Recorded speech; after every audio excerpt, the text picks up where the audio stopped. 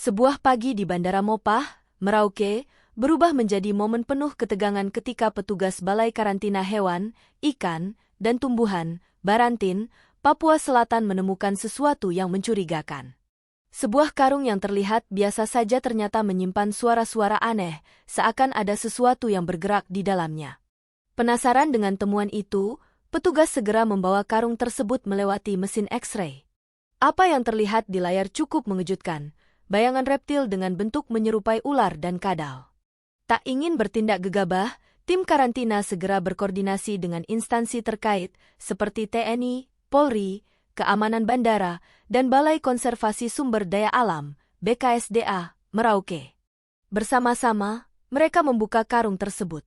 Di dalamnya, sebanyak 143 ekor reptil ditemukan dalam kondisi sempit, tanpa ruang gerak yang memadai. Penemuan ini menjadi salah satu upaya penyelundupan satwa liar terbesar yang berhasil digagalkan di wilayah Papua Selatan.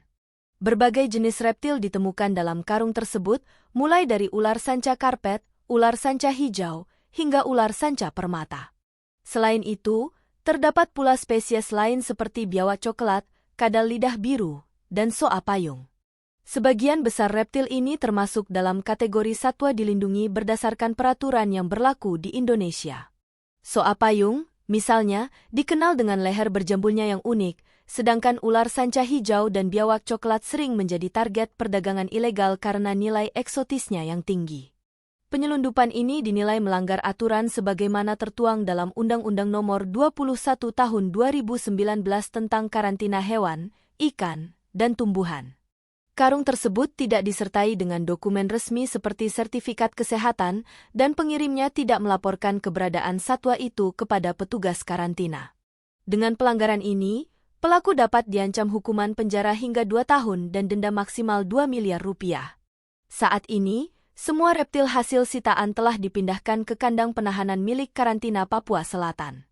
Setelah ditemukan dalam kemasan yang sempit dan tidak memadai, para reptil tersebut kini ditempatkan dalam kotak-kotak yang lebih layak untuk memastikan mereka dapat bernapas lega dan hidup lebih nyaman.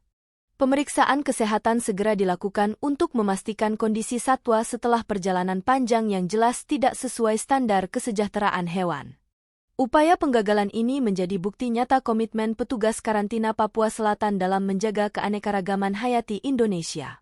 Dengan kerjasama berbagai pihak, tindakan cepat seperti ini diharapkan dapat mencegah semakin maraknya perdagangan ilegal satwa liar yang tidak hanya merugikan lingkungan, tetapi juga melanggar hukum.